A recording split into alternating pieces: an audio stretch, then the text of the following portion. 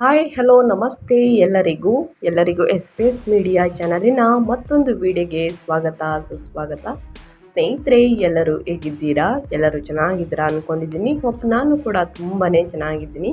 ಎಲ್ಲರೂ ಚೆನ್ನಾಗಿದ್ದೀರಾ ಅಂದ್ಕೊಂಡು ಭಾವಿಸ್ಕೊಂಡು ಇವತ್ತಿನ ಒಂದು ವಿಡಿಯೋನ ಶುರು ಮಾಡಿಬಿಡೋಣ. ಇವತ್ತಿನ ಒಂದು ವಿಡಿಯೋದಲ್ಲಿ ಏಪ್ರಿಲ್ ತಿಂಗಳಿನಲ್ಲಿ ಗುರು ಮತ್ತು ಶನಿ ಬಲದಿಂದ ಕಟಕ ರಾಶಿಯವರು ಯಾವುದರಲ್ಲಿ ಎಚ್ಚರಿಕೆ ವಹಿಸಬೇಕು, ಏನೆಲ್ಲ ಅದೃಷ್ಟದ ಫಲಗಳನ್ನು ಗಳಿಸಲಿದ್ದೀರಿ ಅನ್ನೋದನ್ನ ಒಟ್ಟಾರೆಯಾಗಿ ತಿಳಿಸ್ಕೊಡ್ತೀನಿ. ನಿಮ್ಮ ವ್ಯಾಪಾರದಲ್ಲಿ, ವ್ಯವಹಾರದಲ್ಲಿ, ಹಣಕಾಸಿನಲ್ಲಿ, ವೃತ್ತಿ ಜೀವನದಲ್ಲಿ, ಉದ್ಯೋಗದಲ್ಲಿ ಏನೆಲ್ಲ ಬದಲಾವಣೆಯನ್ನು ಗ್ರಹಗಳು ಸೂಚಿಸಲಿದೆ, ಯಾವುದರ ಬಗ್ಗೆ ಮುನ್ನೆಚ್ಚರಿಕೆಗಳನ್ನು ತೆಗೆದುಕೊಳ್ಬೇಕು ಅನ್ನೋದನ್ನ ಕಂಪ್ಲೀಟಾಗಿ ತಿಳಿಸ್ಕೊಡ್ತೀನಿ.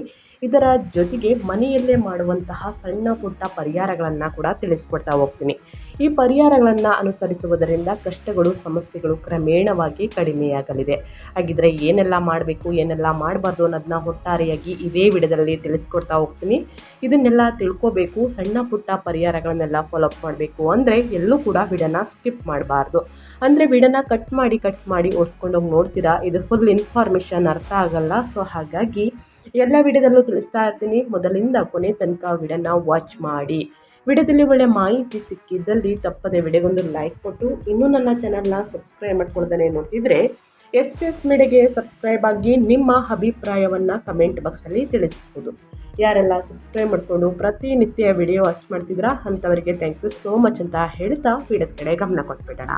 ಹೌದು ಸ್ನೇಹಿತರೆ, ಈ ತಿಂಗಳು ಕಟಕ ರಾಶಿಯವರ ಭವಿಷ್ಯ ಏಪ್ರಿಲ್ 2026ರಲ್ಲಿ ನಿಮ್ಮ ಭಾಗ್ಯದಲ್ಲಿ ಸವಾಲುಗಳು, ಕರ್ಮದಲ್ಲಿ ದಿಗ್ವಿಜಯ ಅಂತಲೇ ಹೇಳಬಹುದು. ನಮಸ್ಕಾರ. ಯುಗಾದಿಯ ಹೊಸ ವರ್ಷದ ಸಂಭ್ರಮದೊಂದಿಗೆ ಏಪ್ರಿಲ್ 2026 ಕರ್ಕಟಕ ರಾಶಿಯವರಿಗೆ ವೃತ್ತಿಪರ ಮತ್ತು ಆರ್ಥಿಕವಾಗಿ ಅಸಾಧಾರಣ ಎತ್ತರವನ್ನು ತಲುಪಲು ನಂಬಲಾಗದ ಅವಕಾಶವನ್ನು ತರುತ್ತಿದೆ. ತಿಂಗಳ ಆರಂಭದಲ್ಲಿ ನಿಮ್ಮ ಯೋಗಕಾರಕ ಮಂಗಳ 5 ಮತ್ತು 10ನೇ ಮನೆಗಳ ಅಧಿಪತಿ ಏಪ್ರಿಲ್ 2ರಂದು ನಿಮ್ಮ 9ನೇ ಮನೆಯ ಭಾಗ್ಯದ ಸ್ಥಾನವನ್ನು ಮೀನರಾಶಿಯಲ್ಲಿ ಪ್ರವೇಶಿಸುತ್ತಾರೆ ಮತ್ತು 8ನೇಯ ಅಧಿಪತಿ ಶನಿಯೊಂದಿಗೆ ಸೇರುತ್ತಾರೆ. ಈ ಗ್ರಹಗತಿಯು ದೂರದ ಪ್ರಯಾಣಗಳು ಅಥವಾ ನಿಮ್ಮ ತಂದೆಯೊಂದಿಗಿನ ಸಂಬಂಧದ ಬಗ್ಗೆ ಅನಿರೀಕ್ಷಿತ ಸವಾಲುಗಳು ಅಥವಾ ಮಾನಸಿಕ ಒತ್ತಡವನ್ನು ತರಬಹುದು. ಅದ್ಯಾಗೋ ತಿಂಗಳ ದ್ವಿತೀಯಾರ್ಧವು ನಿಮ್ಮ ಜೀವನದಲ್ಲಿ ಸುರಕ್ಷಾಕ್ಷರಗಳಲ್ಲಿ ಬರೆಯಲ್ಪಡುವಂತಹ ಹಣೆಬರವನ್ನು ಹೊಂದಿದೆ. ಏಪ್ರಿಲ್ 14ರಂದು ನಿಮ್ಮ 10ನೇ ಮನೆಯ ಕರ್ಮದ ಸ್ಥಾನದಲ್ಲಿ ಮೇಷರಾಶಿಯಲ್ಲಿ ಧನಾಧಿಪತಿಯಾದಂತಹ ಸೂರ್ಯನು ಉಚ್ಚ ಸ್ಥಿತಿಯನ್ನು ತಲುಪುವುದು ನಿಮ್ಮ ವೃತ್ತಿ ಜೀವನದಲ್ಲಿ ಭಾರಿ ಯಶಸ್ಸನ್ನು ತೆರೆಯುತ್ತದೆ. ಈ ಅಪಾರ ಸಕಾರಾತ್ಮಕತೆಗೆ ಸೇರ್ಪಡೆಯಾಗಿ ಲಾಭಾಧಿಪತಿಯಾದಂತಹ ಶುಕ್ರನು ಏಪ್ರಿಲ್ 19ರಂದು ತನ್ನ ಸ್ವಂತ ರಾಶಿಯಾದ ವೃಷಭವನ್ನು 11ನೇ ಮನೆಯಲ್ಲಿ ಪ್ರವೇಶಿಸುತ್ತಾನೆ. ಇದು ಎಲ್ಲ ಆರ್ಥಿಕ ಕಷ್ಟಗಳನ್ನು ಕರಗಿಸಿ ನಿಮ್ಮ ಕೈಗಳನ್ನು ಅಪಾರ ಸಂಪತ್ತಿನಿಂದ ತುಂಬುತ್ತದೆ.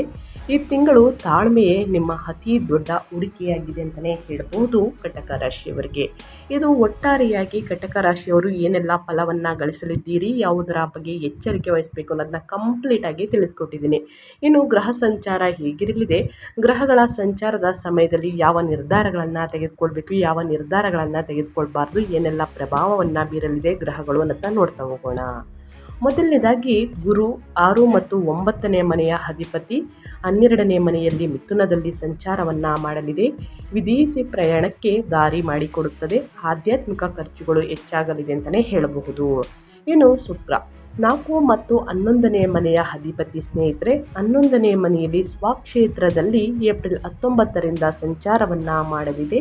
ರಿಯಲ್ ಎಸ್ಟೇಟ್ ಮೂಲಕ ಲಾಭ, ಅಪಾರ ಸಂಪತ್ತು, ಸ್ನೇಹಿತರಿಂದ ಸಹಕಾರ ಅಂತಲೇ ಹೇಳಬಹುದು. ಇನ್ನು ಸೂರ್ಯ 2ನೇ ಮನೆಯ ಅಧಿಪತಿ 10ನೇ ಮನೆಯಲ್ಲಿ ಉಚ್ಚ ಸ್ಥಿತಿಯಲ್ಲಿ ಸಂಚಾರವನ್ನು ಮಾಡಲಿದೆ. ಏಪ್ರಿಲ್ 14ರಿಂದ ಸಂಚಾರವನ್ನು ಮಾಡಲಿದೆ. ಇದು ಯಾವ ರೀತಿ ಪ್ರಭಾವವನ್ನು ಬೀರಲಿದೆ ಕಟಕ ರಾಶಿಯವರಿಗೆ ಅಂದರೆ ಉದ್ಯೋಗದಲ್ಲಿ ಬಡ್ತಿ, ಆಡಳಿತಾತ್ಮಕ ಅಧಿಕಾರ, ಕೀರ್ತಿ, ವೃತ್ತಿಯ ಮೂಲಕ ಆರ್ಥಿಕ ಧನಲಾಭ ಅಂತಲೇ ಹೇಳಬಹುದು. ಇನ್ನು ಶನಿ 7 ಮತ್ತು 8ನೇ ಮನೆಯ ಅಧಿಪತಿಯಾಗಿರುವಂತಹ ಶನಿ 9ನೇ ಮನೆಯಲ್ಲಿ ಮೀನದಲ್ಲಿ ಸಂಚಾರವನ್ನು ಮಾಡಲಿದೆ. ಅದೃಷ್ಟದಲ್ಲಿ ವಿಳಂಬ, ತಂದೆಯ ಆರೋಗ್ಯದ ಬಗ್ಗೆ ಎಚ್ಚರಿಕೆ, ಸಂಗಾತಿಯೊಂದಿಗೆ ಭಿನ್ನಾಭಿಪ್ರಾಯಗಳು ಹೆಚ್ಚಾಗಲಿದೆ. ಇನ್ನು ಮಂಗಳ 5 ಮತ್ತು 10ನೇ ಮನೆಯ ಅಧಿಪತಿಯಾಗಿರುವಂತಹ ಯೋಗಕಾರಕ ಮಂಗಳ 9ನೇ ಮನೆಯಲ್ಲಿ ಮೀನದಲ್ಲಿ ಸಂಚಾರವನ್ನು ಮಾಡಲಿದೆ. ಇದು ಯಾವ ರೀತಿ ಪ್ರಭಾವವನ್ನು ಬೀರಲಿದೆ ಕಟಕ ರಾಶಿಯವರಿಗೆ ಅಂದರೆ ಉನ್ನತ ಶಿಕ್ಷಣದಲ್ಲಿ ಕಠಿಣ ಪರಿಶ್ರಮ, ಪ್ರಯಾಣದಲ್ಲಿ ವಿಳಂಬ, ಆಧ್ಯಾತ್ಮಿಕ ಒಲವು ಹೆಚ್ಚಾಗಲಿದೆ ಅಂತಲೇ ಹೇಳಬಹುದು. ಇದು ಗ್ರಹಗಳ ಸಂಚಾರ ಮತ್ತು ಗ್ರಹಗಳ ಸ್ಥಾನ ಬದಲಾವಣೆಯಿಂದ ಆಗುವಂತಹ ಕಟಕ ರಾಶಿಯವರಿಗೆ ಪ್ರಭಾವಗಳು. ಇನ್ನು ಒಂದೊಂದಾಗಿ ತಿಳಿಸೋದಾದರೆ, ಉದ್ಯೋಗ ಮತ್ತು ವೃತ್ತಿಯಲ್ಲಿ ಏನೆಲ್ಲ ಬದಲಾವಣೆಯನ್ನು ಕಟಕ ರಾಶಿಯವರು ನೋಡಲಿದ್ದೀರಿ, ಯಾವುದರ ಬಗ್ಗೆ ಮುನ್ನೆಚ್ಚರಿಕೆಗಳನ್ನು ತೆಗೆದುಕೊಳ್ಬೇಕು ಅನ್ನೋದನ್ನ ನೋಡ್ತಾ ಹೋಗೋಣ. ನಿಮ್ಮ 10ನೇ ಮನೆಯ ಕರ್ಮಾಧಿಪತಿಯಾದಂತಹ ಮಂಗಳನು ಏಪ್ರಿಲ್ 5ರಂದು 9ನೇ ಮನೆಯಲ್ಲಿ ಭಾಗ್ಯದ ಸ್ಥಾನಕ್ಕೆ ಚಲಿಸಿ ಶನಿಯೊಂದಿಗೆ ಸೇರುವುದರಿಂದ ತಿಂಗಳ ಮೊದಲಾರ್ಧದಲ್ಲಿ ಅಧಿಕೃತ ಉದ್ದೇಶಗಳಿಗಾಗಿ ನೀವು ವ್ಯಾಪಕವಾಗಿ ಪ್ರಯಾಣಿಸಬೇಕಾಗುತ್ತದೆ ಸ್ನೇಹಿತರೆ. ನಿಮ್ಮ ಕಾರ್ಯಗಳನ್ನು ಪೂರ್ಣಗೊಳಿಸುವಲ್ಲಿ ಸ್ವಲ್ಪ ಮಂದಗತಿಯನ್ನು ನೀವು ಗಮನಿಸಬಹುದು. ನಿಮ್ಮ ಮೇಲಧಿಕಾರಿಗಳೊಂದಿಗೆ ಸೈದ್ಧಾಂತಿಕ ಭಿನ್ನಾಭಿಪ್ರಾಯಗಳು ಅಥವಾ ಸಣ್ಣ ಪುಟ್ಟ ಘರ್ಷಣೆಗಳನ್ನು ಎದುರಿಸುವಂತಹ ಸಾಧ್ಯತೆ ಇದೆ. ಆದರೆ ಏಪ್ರಿಲ್ 14ರಂದು 10ನೇ ಮನೆಯಲ್ಲಿರುವಂತಹ ಸೂರ್ಯನು ಉಚ್ಚ ಸ್ಥಿತಿಯನ್ನು ಅಂದರೆ ದಿಗ್ಬಲವನ್ನು ಪಡೆಯುವುದು ನಿಮಗೆ ಆಳವಾದ ವರದಾನವಾಗಿದೆ. ನಿಮ್ಮ ವೃತ್ತಿ ಜೀವನದಲ್ಲಿ ಅತಿ ಎತ್ತರದ ಶಿಖರಗಳನ್ನು ವಶಪಡಿಸಿಕೊಳ್ಳುವಂತಹ ಸಮಯ ಇದಾಗಿದೆ ಅಂತಲೇ ಹೇಳಬಹುದು. ನೀವು ಕುತೂಹಲದಿಂದ ಕಾಯುತ್ತಿದ್ದ ಬಡ್ತಿ ಅಂದರೆ ಪ್ರಮೋಷನ್ ಅಥವಾ ವರ್ಗಾವಣೆ ಸ್ನೇಹಿತರೆ ನಿಮ್ಮ ಇಚ್ಛೆಯಂತೆ ಪ್ರಕಟವಾಗುತ್ತದೆ. ಸರ್ಕಾರಿ ನೌಕರರು ಅಥವಾ ರಾಜಕಾರಣಿಗಳು ಅಸಾಧಾರಣ ಅಧಿಕಾರವನ್ನು ಪಡೆಯುತ್ತಾರೆ. ಕಚೇರಿಯಲ್ಲಿ ನಿಮ್ಮ ಮಾತಿಗೆ ಸಂಪೂರ್ಣ ತೂಕವಿರುತ್ತದೆ ಮತ್ತು ನಿಮ್ಮ ನೈಸರ್ಗಿಕ ನಾಯಕತ್ವದ ಗುಣಗಳು ಸ್ನೇಹಿತರೆ ಅಂದರೆ ಲೀಡರ್ಶಿಪ್ ಕ್ವಾಲಿಫಿಕೇಷನ್ ಎಲ್ಲರ ಮೆಚ್ಚುಗೆಯನ್ನು ಗಳಿಸುತ್ತದೆ ಅಂತಲೇ ಹೇಳಬಹುದು. ಸೊ ನಿಮ್ಮ ಕೆರಿಯರಲ್ಲಿ ಏನೆಲ್ಲ ಬದಲಾವಣೆಯನ್ನು ಗ್ರಹಗಳು ಸೂಚಿಸಲಿದೆ, ಯಾವುದರ ಬಗ್ಗೆ ಮುನ್ನೆಚ್ಚರಿಕೆಗಳನ್ನು ತೆಗೆದುಕೊಳ್ಬೇಕು ಕಟಕ ರಾಶಿಯವರನ್ನ ಒಟ್ಟಾರೆಯಾಗಿ ತಿಳಿಸ್ಕೊಟ್ಟಿದ್ದೀನಿ. ಇನ್ನು ಮುಂದಿನದಾಗಿ ನಿಮ್ಮ ವ್ಯಾಪಾರ ವ್ಯವಹಾರದ ಬಗ್ಗೆ ಹೇಳೋದಾದರೆ, ವ್ಯಾಪಾರ ಮತ್ತು ಸ್ವಯಂ ಉದ್ಯೋಗದ ಬಗ್ಗೆ ಹೇಳೋದಾದರೆ, ನಿಮ್ಮ 7ನೇ ಮನೆಯಲ್ಲಿ ಅಂದರೆ ವ್ಯಾಪಾರಾಧಿಪತಿಯಾದಂತಹ ಶನಿ 9ನೇ ಮನೆಯಲ್ಲಿ ಮಂಗಳನೊಂದಿಗೆ ಸೇರುವುದರಿಂದ ತಿಂಗಳ ಮೊದಲಾರ್ಧದಲ್ಲಿ ವ್ಯಾಪಾರ ಪಾಲುದಾರರೊಂದಿಗೆ ಕೆಲವು ಕಿರಿಕಿರಿಗಳು ಅಥವಾ ವಿಳಂಬಗಳನ್ನು ನೀವು ಎದುರಿಸಬಹುದು. ಯಾವುದೇ ಹೊಸ ಒಪ್ಪಂದಗಳಿಗೆ ಅಂದರೆ ಕಾಂಟ್ರಾಕ್ಟ್ಸ್ ಸಹಿ ಹಾಕುವ ಮೊದಲು ದಾಖಲೆಗಳನ್ನು ಸಂಪೂರ್ಣವಾಗಿ ಪರಿಶೀಲಿಸುವುದು ಮತ್ತು ಅರ್ಥ ಮಾಡಿಕೊಳ್ಳುವುದು ಸಂಪೂರ್ಣವಾಗಿ ಅವಶ್ಯಕ.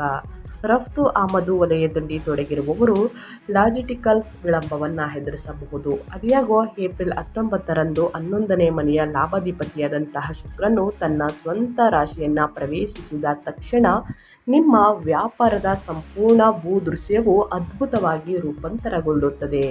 ನಿಮ್ಮ ಬ್ರ್ಯಾಂಡ್ ಇಮೇಜ್ ಮತ್ತು ಮಾರುಕಟ್ಟೆಯ ಖ್ಯಾತಿಯು ಹೆಚ್ಚಾಗುತ್ತದೆ.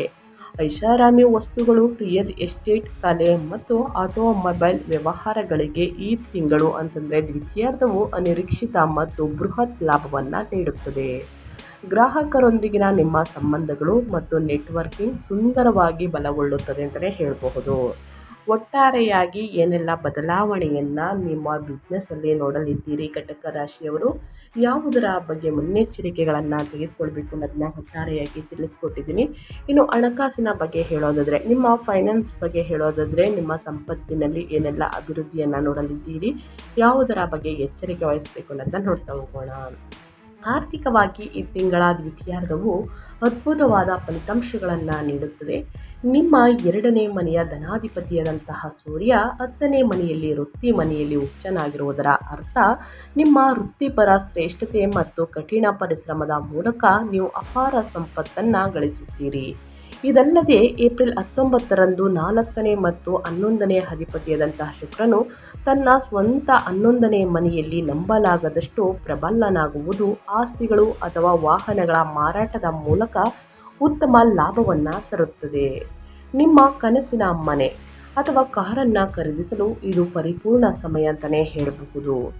8ನೇ ಮನೆಯಲ್ಲಿ ರಾಹು ಕುಳಿತಿದ್ದರೂ ಸಹ ಶುಕ್ರನ ಸಂಪೂರ್ಣ ಒಲವು ಹಳೆಯ ಸಾಲಗಳನ್ನು ವಸೂಲಿ ಮಾಡುವುದನ್ನು ಖಚಿತಪಡಿಸುತ್ತದೆ. ನಿಮ್ಮ ಎಲ್ಲ ಆರ್ಥಿಕ ಅಡೆತಡೆಗಳನ್ನು ಪರಿಣಾಮಕಾರಿಯಾಗಿ ನಿವಾರಿಸುತ್ತದೆ ಅಂತಲೇ ಹೇಳ್ಬೋದು. ವಾಹನವನ್ನು ಖರೀದಿ ಮಾಡುವುದಕ್ಕೆ, ಆಸ್ತಿ ಪ್ರಾಪರ್ಟಿ ಮನೆಯನ್ನು ಖರೀದಿ ಮಾಡುವುದಕ್ಕೆ ಏಪ್ರಿಲ್ನಿಂದ ಉತ್ತಮ ತಿಂಗಳು ಅಂತಲೇ ಹೇಳಬಹುದು. ಮುಂದಿನ ದಿನಗಳು ಕೂಡ ಕಟಕ ರಾಶಿಯವರಿಗೆ 2026ರಲ್ಲಿ ಸ್ನೇಹಿತರೆ ನಿಮ್ಮ ಆಸ್ತಿ ಮತ್ತು ಮನೆ ಖರೀದಿ ಮಾಡುವುದಕ್ಕೆ ಉತ್ತಮ ದಿನಗಳಾಗಿರಲಿದೆ. ಖರೀದಿ ಮಾಡಲಿದ್ದೀರಿ ಅಂತಲೇ ಹೇಳ್ಬೋದು. ನಿಮ್ಮ ಆಸೆಗಳೆಲ್ಲವೂ ಸ್ನೇಹಿತರೆ ನೆರವೇರಲಿದೆ. ಇನ್ನು ನಿಮ್ಮ ಸಮಸ್ಯೆಗಳು, ಹಣಕಾಸಿನಲ್ಲಿದ್ದ ಸಮಸ್ಯೆಗಳು, ಹಳೆಯ ಸಾಲಗಳನ್ನು ವಸೂಲಿ ಮಾಡುವುದನ್ನು ಖಚಿತಪಡಿಸುತ್ತಿದೆ. ಆರ್ಥಿಕ ಅಡೆತಡೆಗಳೆಲ್ಲವೂ ಸಂಪೂರ್ಣವಾಗಿ ನಿವಾರಣೆಯಾಗಲಿದೆ ಅಂತಲೇ ಹೇಳಬಹುದು. ಹಣಕಾಸಿನಲ್ಲಿ ದುಂದುವೆಚ್ಚವನ್ನು ಮಾಡೋಕ್ಕೆ ಹೋಗಬೇಡಿ. ಮುಂದಿನ ದಿನಗಳಲ್ಲಿ ಹಠದ ಸಮಸ್ಯೆಗಳು ಬಂದರೆ ಕಷ್ಟವಾಗುತ್ತದೆ. ಸೊ ಹಾಗಾಗಿ ಸ್ವಲ್ಪ ಉಳಿತಾಯವನ್ನು ಮಾಡಿ ಅಂತ ಹೇಳ್ತಾ, ಇನ್ನು ಮುಂದಿನದಾಗಿ ಹೇಳೋದಾದರೆ ನಿಮ್ಮ ಹೆಲ್ತ್ ಬಗ್ಗೆ, ನಿಮ್ಮ ಆರೋಗ್ಯ ಮತ್ತು ಯೋಗಕ್ಷೇಮದ ಬಗ್ಗೆ ಹೇಳೋದಾದರೆ ಏನೆಲ್ಲ ಬದಲಾವಣೆಯನ್ನು ಕಟಕ ರಾಶಿಯವರು ನೋಡಲಿದ್ದೀರಿ, ಯಾವುದರ ಬಗ್ಗೆ ಮುನ್ನೆಚ್ಚರಿಕೆಗಳನ್ನು ತೆಗೆದುಕೊಳ್ಬೇಕು ಅಂದರೆ, ರಾಹು ನಿಮ್ಮ 8ನೇ ಮನೆಯಲ್ಲಿ ಕುಂಭ ರಾಶಿಯಲ್ಲಿ ಸಂಚರಿಸುತ್ತಿರುವುದು ಮತ್ತು ಗುರುವು ನಿಮ್ಮ 12ನೇ ಮನೆಯಲ್ಲಿ ಮಿಥುನದಲ್ಲಿ ನೆಲೆಸಿರುವುದರಿಂದ ನಿಮ್ಮ ಆರೋಗ್ಯದ ಕಡೆಗೆ ನಿರ್ಲಕ್ಷ್ಯ ಮಾಡುವುದು ಕಟ್ಟುನಿಟ್ಟಾಗಿ ನಿಷೇಧಿಸಲಾಗಿದೆ. ಹಠಾತ್ ವಿವರಿಸಲಾಗದಂತಹ ಜ್ವರಗಳು ಅಥವಾ ಸಣ್ಣ ಪುಟ್ಟ ಸೋಂಕುಗಳು ನಿಮ್ಮನ್ನು ಕಾಡಬಹುದು ಸ್ನೇಹಿತರೆ. ಏಪ್ರಿಲ್ 5ರಿಂದ ನಿಮ್ಮ 9ನೇ ಮನೆಯಲ್ಲಿನ ಶನಿ ಮಂಗಳ ಸಂಯೋಗವು ನಿಮ್ಮ ತೊಡೆಗಳು, ಕಾಲು, ಸೊಂಟ ಅಥವಾ ಮೊಣಕಾಲುಗಳಲ್ಲಿ ನೋವನ್ನು ಉಂಟು ಮಾಡಬಹುದು. ದೂರದ ಪ್ರಯಾಣವು ವಿಪರೀತ ದೈಹಿಕ ಆಯಾಸಕ್ಕೆ ಕಾರಣವಾಗಬಹುದು. ಸ್ವಲ್ಪ ವಿಶ್ರಾಂತಿಯನ್ನು ತೆಗೆದುಕೊಳ್ಬೇಕಾಗುತ್ತದೆ. ಕಾಲನ್ನು ಚಾಚಿ ಕಾಲನ್ನು ಮಸಾಜ್ ಮಾಡಿ ರಿಲ್ಯಾಕ್ಸ್ ಆಗಬೇಕಾಗುತ್ತದೆ ಸ್ನೇಹಿತರೆ. ಏಪ್ರಿಲ್ ದ್ವಿತೀಯಾರ್ಧದಿಂದ ಸೂರ್ಯನು ಬಲವಾದ ಶಕ್ತಿಯನ್ನು ಪಡೆದ ನಂತರ ನಿಮ್ಮ ರೋಗ ನಿರೋಧಕ ಶಕ್ತಿ ಭಾರಿ ಉತ್ತೇಜನವನ್ನು ಪಡೆಯುತ್ತದೆ. ಅದಿಯಾಗೋ ಸೂರ್ಯನ ಉಷ್ಣ ಸ್ವಭಾವವು ಪಿತ್ತ ಅಂದರೆ ತಾತ್ಕಾಲಿಕ ತಲೆನೋವು ಅಂದರೆ ಮೈಗ್ರೇನ್ ಅಥವಾ ಕಣ್ಣುಗಳಲ್ಲಿ ಉರಿಯುವಂಥ ಸಂವೇದನೆಯನ್ನು ಉಂಟು ಮಾಡಬಹುದು. ಸಾಕಷ್ಟು ನೀರನ್ನು ಕುಡಿಯುವುದನ್ನು ಕಟ್ಟುನಿಟ್ಟಾದ ಅಭ್ಯಾಸವನ್ನಾಗಿಸಿಕೊಳ್ಳಿ ಸ್ನೇಹಿತರೆ. ಪ್ರತಿದಿನ ಪ್ರಾಣಾಯಾಮವನ್ನು ಮಾಡಿ, ಯೋಗವನ್ನು ಮಾಡಿ, ಧ್ಯಾನವನ್ನು ಮಾಡಿ, ಮೆಡಿಟೇಷನನ್ನು ಮಾಡಿ ಉನ್ನತ ಆರೋಗ್ಯದಲ್ಲಿ ಸ್ನೇಹಿತರೆ ಆಹಾರವನ್ನು ನಿಮ್ಮ ಪದ್ಧತಿಯಲ್ಲಿ ಅಂದರೆ ನಿಮ್ಮ ದಿನಚರಿಯಲ್ಲಿ ಅಳವಡಿಸಿಕೊಳ್ಳುವುದು ಬಹಳ ಮುಖ್ಯ. ಹಸಿರು ತರಕಾರಿ, ಹಣ್ಣು ಹಂಪಲುಗಳನ್ನು ಚೆನ್ನಾಗಿ ಸೇವಿಸಿ. ನೀರಿನಂಶ ಇರುವಂತಹ ಹಣ್ಣು ತರಕಾರಿಯನ್ನು ಚೆನ್ನಾಗಿ ತಿನ್ನುವುದರಿಂದ ಉಷ್ಣತೆ ಕ್ರಮೇಣವಾಗಿ ಕಡಿಮೆಯಾಗಲಿದೆ. ಅದರಿಂದ ತಲೆನೋವು ಕೂಡ ಕಡಿಮೆಯಾಗಲಿದೆ. ಕಣ್ಣುಗಳಲ್ಲಿ ಉರಿಯುವ ಸಂವೇದನೆಯೂ ಕೂಡ ಕಡಿಮೆಯಾಗಲಿದೆ ಅಂತಲೇ ಹೇಳಬಹುದು. ತಪ್ಪದೆ ನಿಮ್ಮ ಆರೋಗ್ಯದ ಬಗ್ಗೆ ಒಂದು ಕಾಳಜಿ ಇರಲಿ. ಇನ್ನು ಏನೇ ಸಮಸ್ಯೆ ಬಂದಿದ್ದಲ್ಲಿ ವೈದ್ಯರನ್ನು ಭೇಟಿಯಾಗಿ ಕೊಡುವಂತಹ ಸಲಹೆಗಳನ್ನು ಅಚ್ಚುಕಟ್ಟಾಗಿ ಪಾಲಿಸಿ ಅಂತ ಹೇಳ್ತಾ, ಇನ್ನು ಮುಂದಿನದಾಗಿ ಹೇಳೋದಾದರೆ ನಿಮ್ಮ ಫ್ಯಾಮಿಲಿ ಬಗ್ಗೆ, ಕುಟುಂಬ ಮತ್ತು ವೈಯಕ್ತಿಕ ಜೀವನದ ಬಗ್ಗೆ ಹೇಳೋದಾದರೆ, ಪ್ರೇಮ ಜೀವನದ ಬಗ್ಗೆ ಹೇಳೋದಾದರೆ ಕಟಕ ರಾಶಿಯವರು ಏನೆಲ್ಲ ಬದಲಾವಣೆಯನ್ನು ನೋಡಲಿದ್ದೀರಿ, ಯಾವುದರ ಬಗ್ಗೆ ಮುನ್ನೆಚ್ಚರಿಕೆಗಳನ್ನು ತೆಗೆದುಕೊಳ್ಬೇಕು ಅಂದರೆ, ಕೌಟುಂಬಿಕ ಜೀವನವು ಮಿಶ್ರ ಫಲಿತಾಂಶಗಳನ್ನು ನೀಡುತ್ತದೆ. ನಿಮ್ಮ 2ನೇ ಮನೆಯಲ್ಲಿ ವಾಕ್ಸ್ಥಾನದಲ್ಲಿ ಕೇತು ನೆಲೆಸಿರುವುದರಿಂದ ತಿಂಗಳ ಆರಂಭದಲ್ಲಿ ನಿಮ್ಮ ಮಾತುಗಳು ಸ್ವಲ್ಪ ಕಠಿಣವಾಗಿ ಕೇಳಿಸಬಹುದು. ಇದು ಉದ್ದೇಶಪೂರ್ವಕವಾಗಿಲ್ಲದಿದ್ದರೂ ಕುಟುಂಬದ ಸದಸ್ಯರಿಗೆ ನೋವುಂಟು ಮಾಡಬಹುದು. ಪಾಪದ ಗ್ರಹಗಳು ಅಂದರೆ ಶನಿ ಮತ್ತು ಮಂಗಳ 9ನೇ ಮನೆಯನ್ನು ನೋಡುವುದರಿಂದ ಅಂದರೆ ತಂದೆಯ ಕಾರಕ ಹಾದು ಹೋಗುತ್ತಿರುವುದರಿಂದ ನಿಮ್ಮ ತಂದೆಯ ಆರೋಗ್ಯದ ಬಗ್ಗೆ ನೀವು ವಿಶೇಷ ಗಮನ ಹರಿಸಬೇಕು ಸ್ನೇಹಿತರೆ. ಮತ್ತು ಅವರೊಂದಿಗೆ ಶಾಂತ ಸಂಬಂಧವನ್ನು ಕಾಪಾಡಿಕೊಳ್ಳಬೇಕು. ಒಳ್ಳೆಯ ವಿಷಯವೇನೆಂದರೆ ಏಪ್ರಿಲ್ 19ರಂದು ತಾಯಿಯ ಆರೋಗ್ಯದ ಕಡೆ ಗಮನ ಕೊಡಿ. 4ನೆಯ ಅಧಿಪತಿ ಶುಕ್ರ ಲಾಭದ ಮನೆಗೆ ಹೋದಾಗ ನಿಮ್ಮ ತಾಯಿಯಿಂದ ನೀವು ಸಂಪೂರ್ಣ ಬೇಸರತ್ತಾದ ಬೆಂಬಲ ಮತ್ತು ಆಶೀರ್ವಾದವನ್ನು ಪಡೆಯುತ್ತೀರಿ. ಮನೆಯಲ್ಲಿ ಸಂತೋಷ ಮತ್ತು ಮಂಗಳಕರ ವಾತಾವರಣ ಮೇಲುಗೈ ಸಾಧಿಸುತ್ತದೆ. ನಿಮ್ಮ ಜೀವನ ಸಂಗಾತಿಯೊಂದಿಗಿನ ಸಣ್ಣ ಪುಟ್ಟ ತಪ್ಪು ಗ್ರಹಿಕೆಗಳು ಸ್ನೇಹಿತರೆ ಮಾಯವಾಗುತ್ತವೆ. ಪ್ರೀತಿ ಮತ್ತು ಸಾಮರಸ್ಯವು ಮತ್ತೆ ಹರಳಲು ಅನುವು ಮಾಡಿಕೊಡುತ್ತದೆ ಅಂತಲೇ ಹೇಳಬಹುದು. ಒಟ್ಟಾರೆಯಾಗಿ ಹೇಳಬೇಕು ಅಂದರೆ ಕುಟುಂಬದಲ್ಲಿ ಶುಭ ಕಾರ್ಯಗಳು ನಡೆಯಲಿದೆ. ಹೊಂದಾಣಿಕೆ ಅನ್ನೋದು ಬಹಳ ಮುಖ್ಯ. ಸೊ ಏನೇ ಮಾತುಕತೆ, ವಾದ ವಿವಾದ ಬಂದಿದ್ದಲ್ಲಿ ಆದಷ್ಟು ಮೌನದಲ್ಲೇ ಉತ್ತರವನ್ನು ಕೊಡಿ. ಕಟಕ ರಾಶಿಯವರು ದುಡುಕಿನ ನಿರ್ಧಾರಗಳನ್ನು ತೆಗೆದುಕೊಳ್ಬೇಡಿ. ಇನ್ನು ತಂದೆಯ ಆರೋಗ್ಯದ ಕಡೆ ಗಮನ ಇರಲಿ. ಯಾಕಂದರೆ ಶನಿ ಮತ್ತು ಮಂಗಳ 9ನೇ ಮನೆಯನ್ನು ಅಂದರೆ ತಂದೆಯ ಕಾರಕದಲ್ಲಿ ಹಾದು ಹೋಗುತ್ತಿರುವುದರಿಂದ ನಿಮ್ಮ ತಂದೆಯ ಆರೋಗ್ಯದ ಬಗ್ಗೆ ನೀವು ವಿಶೇಷ ಗಮನ ಹರಿಸಬೇಕು ಸ್ನೇಹಿತರೆ. ಅವರ ಆರೋಗ್ಯದ ಬಗ್ಗೆ ಸ್ವಲ್ಪ ಎಚ್ಚರಿಕೆ ವಹಿಸಿ ಅಂತ ಹೇಳ್ತಾ, ಇನ್ನು ಮುಂದಿನದಾಗಿ ಹೇಳೋದಾದರೆ ಸ್ನೇಹಿತರೆ ವಿದ್ಯಾಭ್ಯಾಸದ ಬಗ್ಗೆ, ಕಟಕ ರಾಶಿಯವರ ವಿದ್ಯಾರ್ಥಿಗಳು ಏನೆಲ್ಲ ಫಲಿತಾಂಶವನ್ನು ನೋಡಲಿದ್ದೀರಿ, ಯಾವುದರ ಬಗ್ಗೆ ಎಚ್ಚರಿಕೆ ವಹಿಸಬೇಕು ಅನ್ನೋದನ್ನ ನೋಡ್ತಾ ಹೋಗೋಣ. 5ನೆಯ ಅಧಿಪತಿಯಾದಂತಹ ಮಂಗಳನು 9ನೇ ಮನೆಯಲ್ಲಿ ಉನ್ನತ ಶಿಕ್ಷಣದ ಮನೆ ಅಂತಲೇ ಹೇಳಬಹುದು. ಶನಿಯೊಂದಿಗೆ ಸೇರುವುದರಿಂದ ಉನ್ನತ ವ್ಯಾಸಂಗ ಮಾಡುತ್ತಿರುವಂತಹ ವಿದ್ಯಾರ್ಥಿಗಳು ಅಸಾಧಾರಣ ಪ್ರಮಾಣದ ಕಠಿಣ ಪರಿಶ್ರಮವನ್ನು ಹಾಕಬೇಕಾಗುತ್ತದೆ. ಏಕಾಗ್ರತೆಯಿಂದ ಓದುವುದರಿಂದ ಮಾತ್ರ ಯಶಸ್ಸು ಬರುತ್ತದೆ. ಹಗಲುಗನಸು ಕಾಣಲು ಅವಕಾಶವಿಲ್ಲ.